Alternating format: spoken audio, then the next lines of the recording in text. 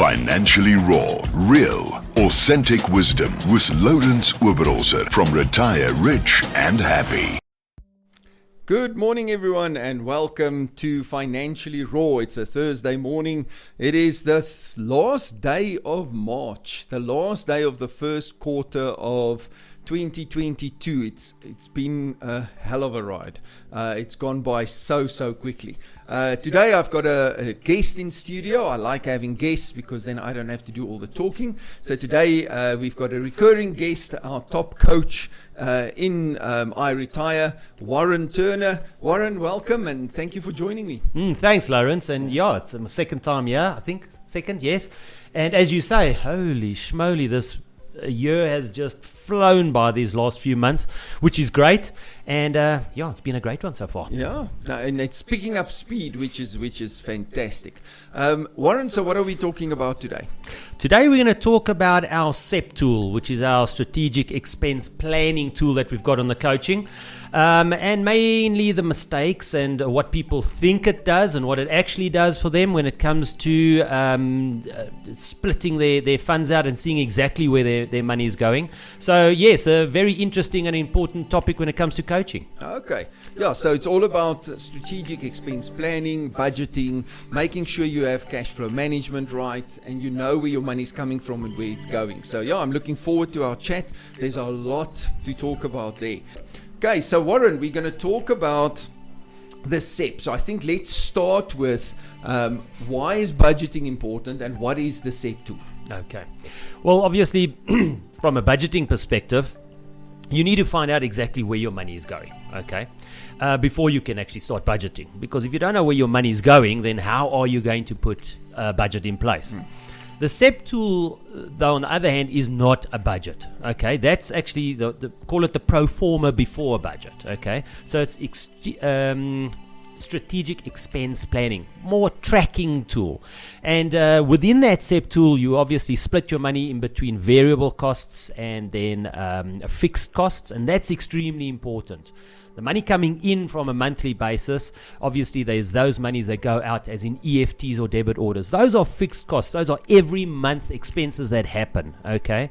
Then your variable costs need to be split from that. And through your variable costs and your fixed costs, you can then determine your excess money that you've got, and then obviously you start moving on along with your SEP tool. And that is just called, it's a basis of how the SEP tool works. I mean, I'm not going to get into every single tab that we've got in the SEP tool, but that I feel is the most important part on the money that you get from a monthly basis, and moving it into those two formats splits it up so you're not looking at just one page and trying to derive where all that money is going on a monthly basis. So that is extremely important. Then from there we start itemizing what is between fixed and variables, and obviously what happens in your variable costs. So the thing is, and what you said there as well, is it's so important to start with something like this. And it's not a budget. You don't start with a budget, you start with expense tracking.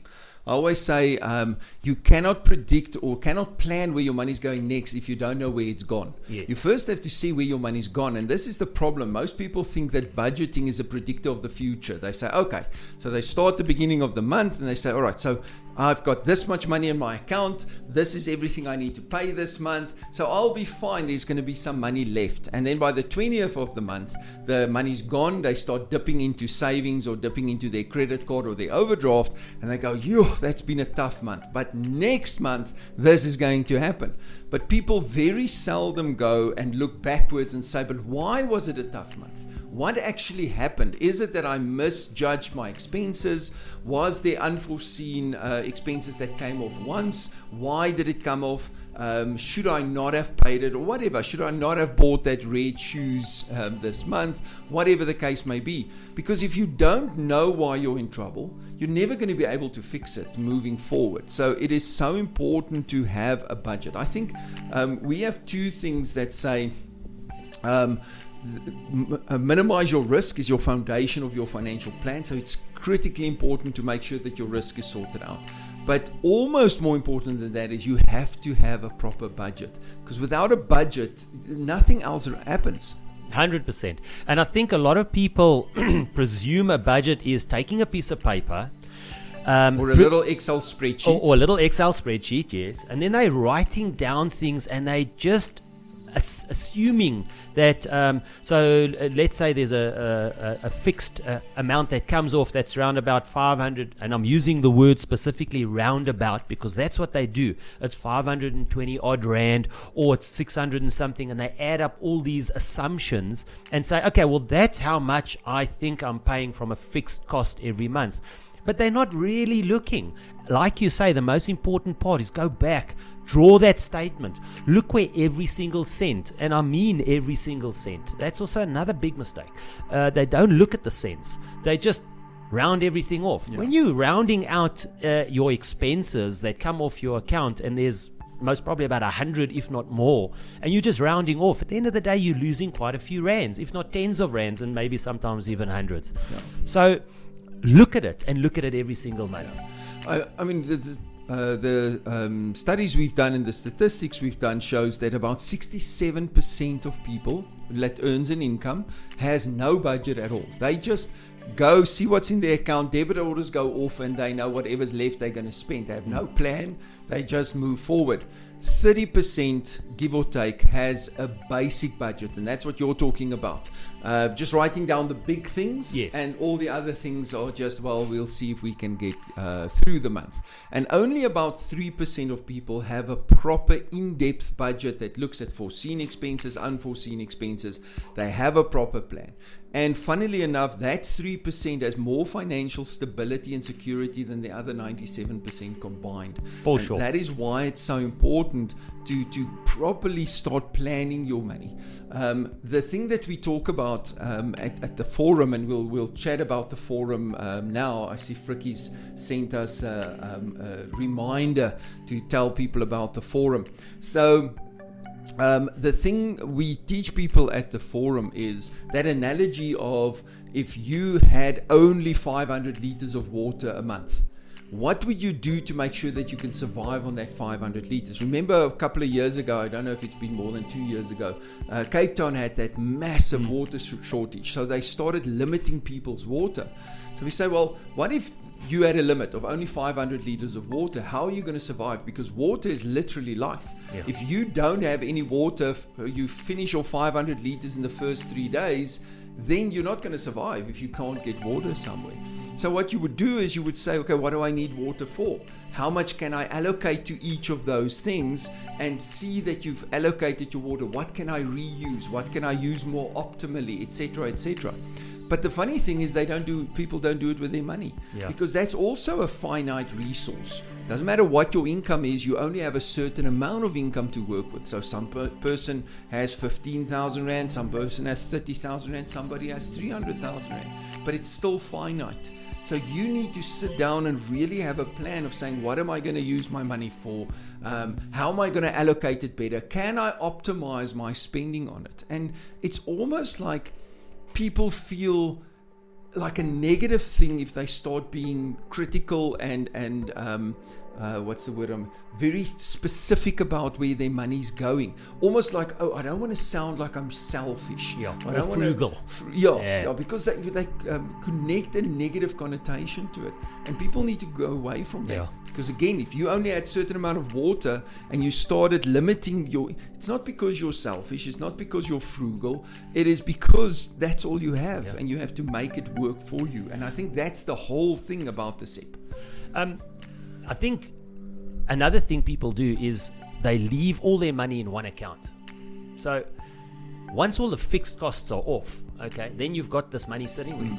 So they don't now allocate that money in a specific place. Yes. And exactly what you were saying in Cape Town, and when Cape Town was on those water rations, I happened to go down, and when you have a shower, you just put a bucket in the shower with you. You can't believe how much wastage you have just on water that goes and just falls in the bucket, even though the drain is open, but the extra amount of water one accumulates in a shower. And then you use that to top up the toilet or whatever the case may be. So why don't we do, like you said, why don't we do that? So once your fixed costs are off, you've got that X amount of money. You must allocate certain amount of that money for your variable costs. And if you allocate only a certain amount, that's all you have to spend. The balance then goes into either your debt or your reserve account or building your financial future. But people don't do that. So they leave it in that account. That's the money they've got to spend.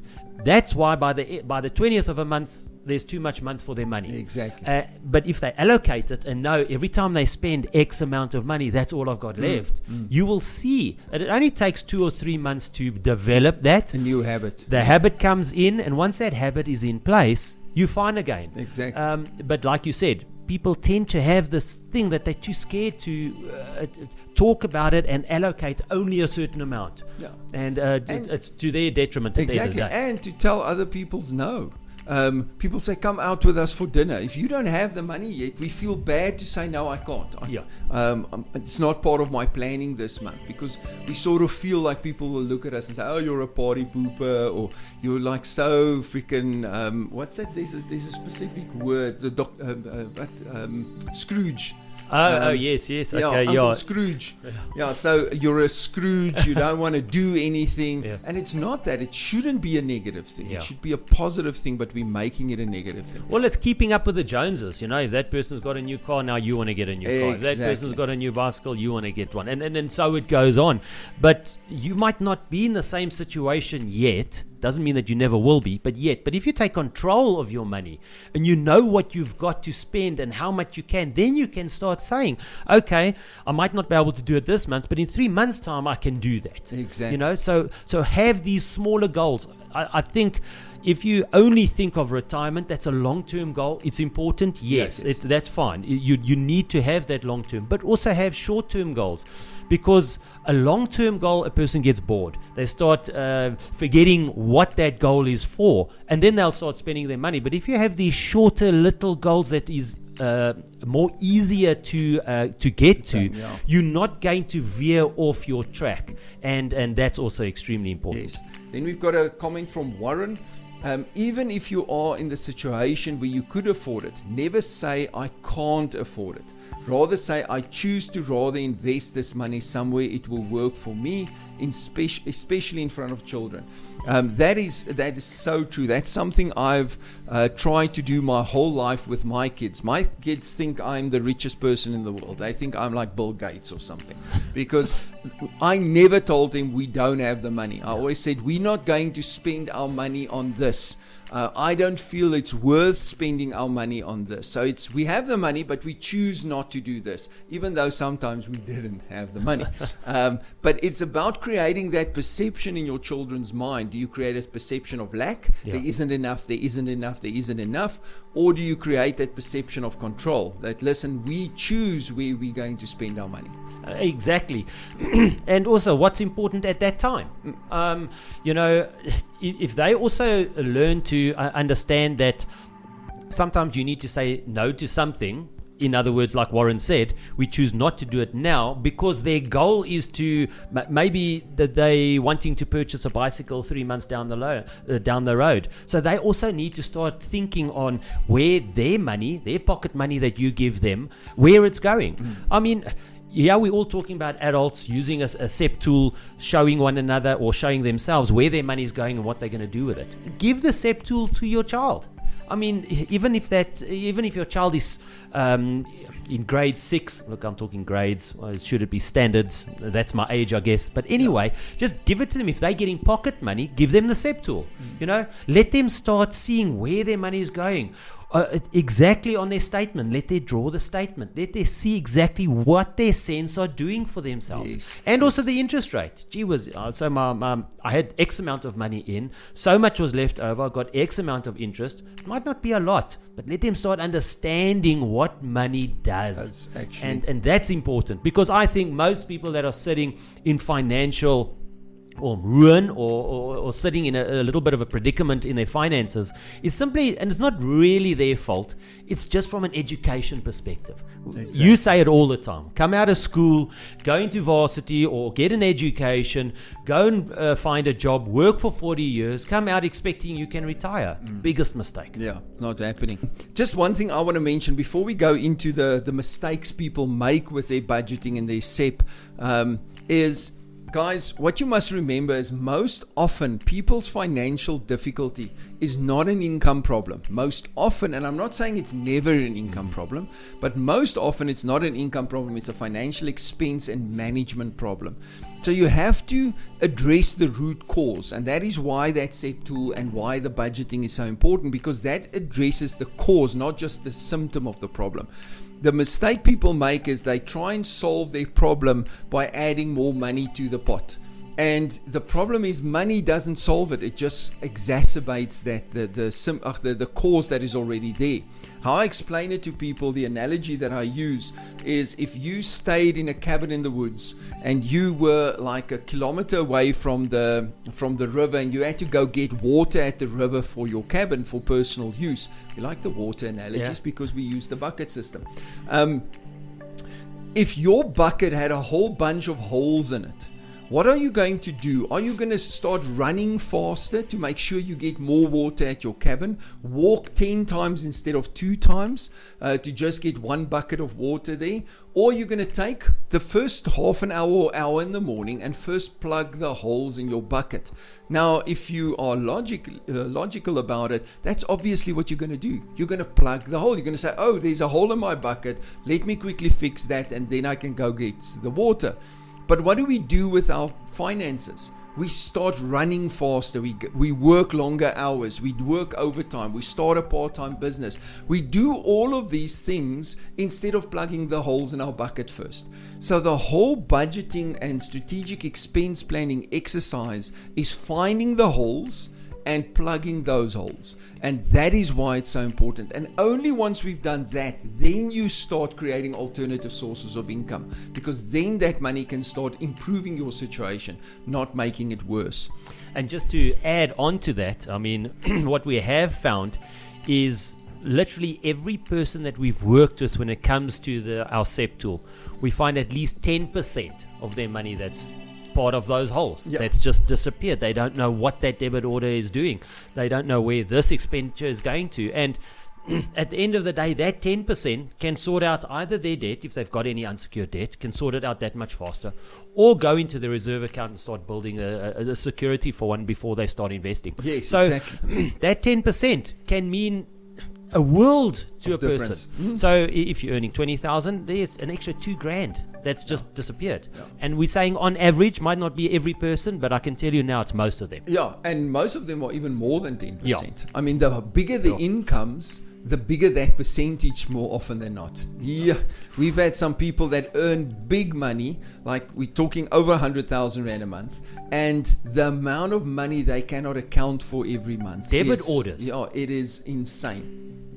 All right, so let's start with some of the mistakes people make.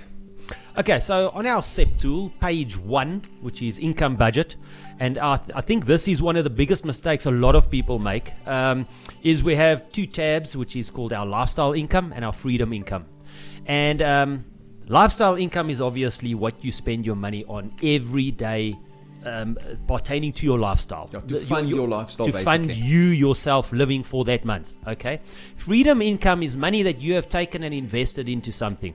Maybe purchased another a home, or you even put it into a business. That creates an income for you. But the mistake we make is that money that we are creating extra, we plow it back into our lifestyle. And that we shouldn't be doing. We should be taking that money and we should be putting it into another account, either a reserve account for a rainy day, a secure fund, an emergency fund, Or if your emergency fund is at the level where it should be, that should be going into building a capital, which we say should then be put into another income generating asset. That we'll discuss on another day, the income generating asset part of it.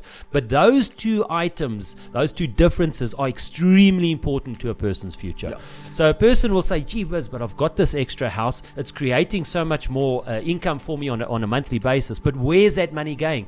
And the reason why it's not going anywhere is because you haven't taken control. The SEP tool, the tracking tool, will then explain to you exactly where that money is going and why it's not going to your to build your financial future. Yeah, and that's the thing is you have to consciously define each income stream coming into your account, and you have to consciously say, is this lifestyle income or is this freedom income? And that's what people don't do. They just get everything into their account and then they just spend whatever they need to spend, and thinking that there will be money left at the end of the month.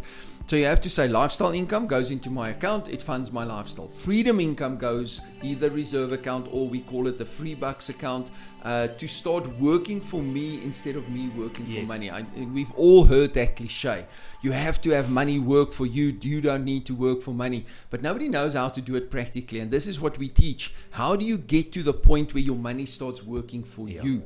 But if you don't have that, if you don't consciously define it as freedom income, it's not going to start working for you. You're not going to build momentum.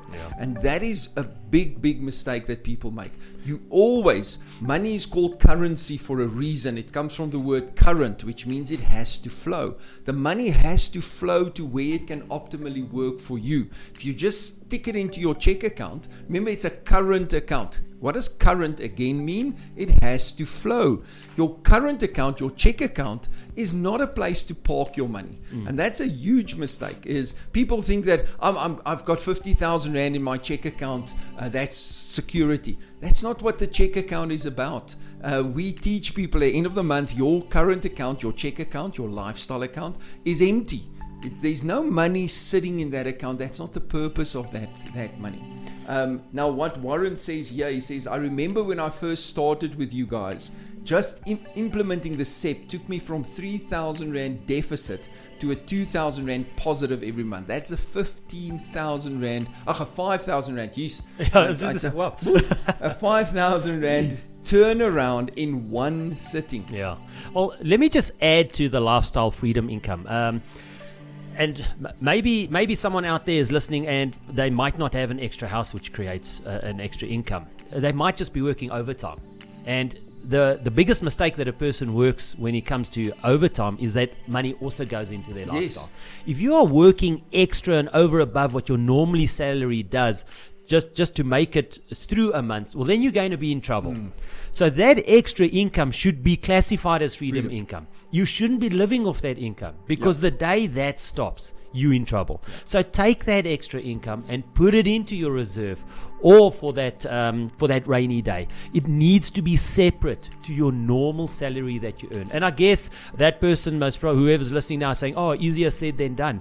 Yes, it is, but you're the one that created that. You're the one that put yourself into that position. So you need to make sure and separate your lifestyle income to your freedom income. If it's not part of your every month salary, if your salary gets deducted, or something happens that you don't have that overtime, then you're going to be in huge trouble. Exactly. Now, and that's the thing is. What we teach people is that it has to move somewhere else very quickly. It can't sit in your account the whole time. Now, freedom income can be one of three things, just to put that in perspective.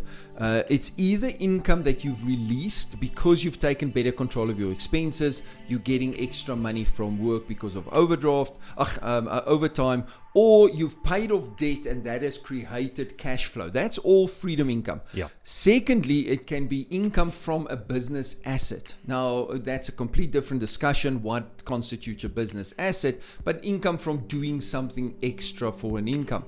And then the third one is income from a fixed asset, something like a property or some other asset that is generating income because of the asset, not what you do in the asset. And that all gets defined as freedom income. So it shouldn't go into your check account, or if you don't have any other choice, like overtime gets paid with your salary, you have to move it out of your lifestyle account as quickly as possible to get it out.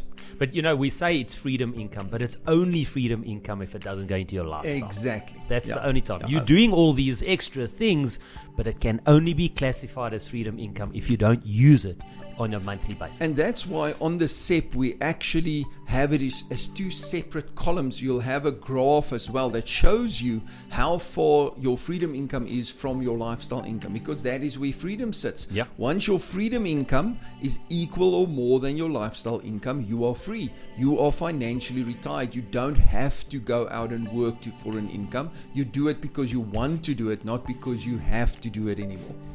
Okay, so you had what is the biggest turnaround you've had? I know you've had the client with this massive turnaround. I think that was around about 12,000 rand. And that was in one sitting. And the only way we did that was, it was a lady, I won't mention any names, but it was just where her money was going. And she just wasn't putting it in areas where her money could work for her. Yes. So in one sitting, she landed up going from I think it was a 6,000 or 7,000 rand deficit to round about a 6,000 or 7,000 rand positive, and then there was actually more to come 2 or 3 months down the line, because we took that positive cash flow, put it into her unsecured debt. We got rid of her unsecured debt within 3 months, and she was sitting with a huge positive cash flow. And from there on, it just started. It was just a positive change in her. I mean, she couldn't see the wood for the trees on day one. After month 2 and month 3, she was as happy as a canary. You know, she was. It was just unbelievable, just taking control and seeing exactly where your money's going. Yes.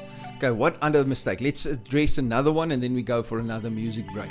Okay, another one would be on your expenses. I think a lot of people look at expenses and they don't understand what is really important compared to what is not until they put it down cent by cent. So normally on a budget perspective, without using the SEP, a person will just say, I think I'm paying about so much for this, I think I'm paying so much for that. But at the end of the day, when they put it down cent for cent and you see what the outcome is on your expense sheet when it comes to your fixed expenses compared to your variable expenses, that's when a shock is actually coming out. Yes. And they say, gee, am I really spending so much on this? Am I really? Why is my money going to this other part? Why am I spending so much on dinners, even on takeaways? Yeah. Sadly, there's quite a few smokers out there. Sorry to say this, you guys that smoke, but a person really gets a shock on how much money they spend on coffee and cigarettes. It's shocking. So that's something where they can say quite a bit. Okay, what else is it that people have where they make mistakes, Warren? Itemizing everything down. Draw that statement, and a lot of people also forget about bank costs. I mean, you don't realize how much bank costs come into play. When you start putting all this down, you can see, gee whiz, that takes off quite a bit of my income every single month. So maybe then start looking at what bank you're with. There's a lot of banks out there where their bank costs are a hell of a lot cheaper than what some are. So, just have a look. Open your eyes to even the tracker on your vehicle. I mean, sometimes that is a killer as well. But, a lot of people think that looking at something and you're only going to save maybe 50 or 60 rand now, or even up to 100 rand, and you think, it's only $100. But if there's 5 things that you can save 100 rand on, well, there's 500 rand. Right. And that 500 rand can go to getting rid of your unsecured debt. And that's the idea here, getting rid of your unsecured debt. Once that is done, then you're on the road to reaching your financial future or your financial freedom that much faster, because your unsecured debt, again, the interest rate on that is huge, much more than what your bank account's going to give you. And that's exactly it. People, it goes 2 ways. When we accumulate these expenses, we go, this is only 69 rand a month, it's not too bad. That one's only 120, that one's only 50. And before we know it, that snowball effect happens, and it's 2,000-3,000 rand a month going to all these small things. The converse is also true, where you say, if I go do all the effort to cancel this, It's only $60. But again, $60 here, $100 there, $200 there. Before you know it, you've saved 500 to 1,000 to 2,000 Rand a month. And I did a SEP and a debt settlement strategy yesterday for one of our new students. And they've got, if they take their debt as it is now, it will take them 42 months to pay off all the debt at current rates. 500 Rand a month. Only 500 Rand a month with our debt settlement strategy takes them from 43 months to 20 months. Jeez. That's less than half the time. They're saving, with 500 Rand a month extra, they're saving almost 20,000 Rands worth of interest over the period of time. So never underestimate 500 Rand. Yeah. It makes a massive difference. Another thing you said, and I want to reiterate that, do not, when you plan, especially looking backwards, remember, budgeting looking forward, you have to make some assumptions. You have to say, well, I don't think I'm going to drive that much this month, so I'm going to allocate 3,000 Rand for my petrol. But looking backwards, you don't want to assume, you don't want to generalize or average it out. Looking backwards, you want to be as accurate as possible. Don't say groceries, 6,000 Rand. Coffee, probably 200 Rand. I promise you it is not that. So it's pointless trying to look back and doing a strategic expense planning if you don't look at the exact figures. Then you can just as well go on doing what you're doing at the moment. You have to go and embrace your true expenses. That's one of the things we teach at the forum as well. Embrace your true expenses. Because we're so scared of doing it that we keep bullshitting ourselves. It's not that bad. Now, I'm not spending that much on coffee, or I'm not spending that much on cigarettes. And but because we don't want to really face the truth, because we're scared of facing the truth. And the analogy I explain to people is it's like a horror movie. If the monster in the horror movie is the scariest when you don't really see him, when he's in the darkness, in the shadows, going past the screen very quickly. That creates much more suspense and much more fear than when they actually do the reveal. Most often, when they actually reveal the monster, it's not that scary anymore. So, and that's the same with your money. Once you face your true expenses, you embrace and you say, this is it, warts and all, this is the situation, then you can start fixing the situation. And I mean, we mentioned the coffee, and just I think I said this last time I was on, that one client of mine, he obviously had a lot of clients, and he'd obviously go out for coffees. But he worked a lot at home, so he could have, instead of order coffee in, he could have just made coffee at home. He was paying his domestic worker, I think it was 480 odd Rand or 500 odd Rand a month. She only came in once a week. But his coffee bill at the end of the month came to 750 Rand. And when I asked him, how much do you think you're spending on coffee? His coffee, what he estimated, he thought around about 250 Rand. 3 times the amount he was actually spending on coffee. So again, it is important to look back, but take the statement down. Take every single item down and have a look. But don't forget to put in those bank charges. That's also very important. That's the thing is, awareness is 80% of the battle won. Every time, I'm sure you've experienced this as well, when you work with a student, this is one of the fears people have to get a coach and to start working with a coach. They think the coach is suddenly going to dictate to them what they can and cannot do, especially from the smoking perspective. Oh, I'm not going to, and all they're going to do is tell me I need to stop smoking. That's not what we do. We go and make you aware. We tell you, give you options. But we're not there to tell you what you should do with your money. And more often than not, what happens is once people become aware, they make the decisions themselves. They go, why the hell am I spending this much on coffee? I'm going to cut that down. I'm rather going to bring my coffee to work. I'll get myself a little coffee machine or a plunger or whatever, make my own. People then come with the solutions to you. You as the coach just guide them to those solutions. Okay, I think that is what we have time for today. Well, one more thing I want to bring up, and that's donations. Yes, and lending money. Yes, you have those, the Arto and the guys that you really want to donate to. But there is so many other places out there that people are giving money to, and it's small amounts. We're talking about the 69, 99, 129. Those are constantly, there's always the 9 at the end because it doesn't sound so bad. But I've already found that a person donates over 2,000 Rand, and they didn't realize it's all because of these small little things. Specifically parents with kids, when it comes to their schools, they're donating this to this little school place and this other little thing and this charity.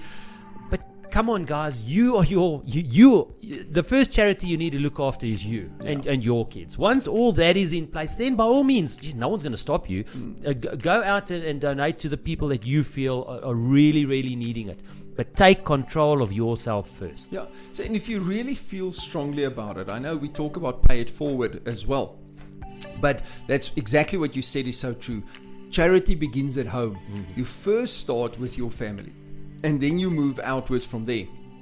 But if you feel strongly about donating, give yourself a donation budget. Say, listen, I'm happy to donate 500 Rand a month. And if I want to add another charity onto that, then one of the other charities have to come off. That's just the reality. I have 500 Rand a month to donate, then great. But it's like you said, there's 100 Rand here, 50 Rand there, 80 Rand there, and before you know it, it's 2,000 Rand that you're giving out. So again, it's only a situation of being aware of what's happening and making decisions on that.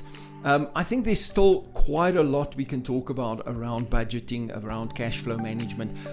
Would you want to come back next week and let's talk again? 100%. I think it's a topic that those that are sitting and listening now can maybe even just send in some questions, and we can then tackle those questions next week, and then obviously expand more on what we do with our SEP tool. Yes. Okay, so we'll have Warren back in studio. So if you have any questions, any comments or suggestions for listeners as well, we are happy to listen. Also, as usual, all these shows are recorded. They are put on our YouTube channel. So you can just go search on our YouTube channel for I Retire, Financially Raw, and you can see all of these shows live. Not live, but on video as well. You can see us in studio. So go and check us out. Also, again, Financial Freedom Forum, the 7th of May. It's a Saturday. Please be in contact with Frikkie to book your tickets. It's frikkie@rrh.life, or go to quicket.co.za and you can book tickets there. Hi guys, Lourens here. Thanks for watching this video. I hope you found it informative and you got some benefit out of it. Please add in the comments any questions you might have or any other topics that you would like me to talk about. Please subscribe to our channel, hit the bell button so that you can get notified of any new videos that we post so you don't miss anything. Thanks guys, see you around.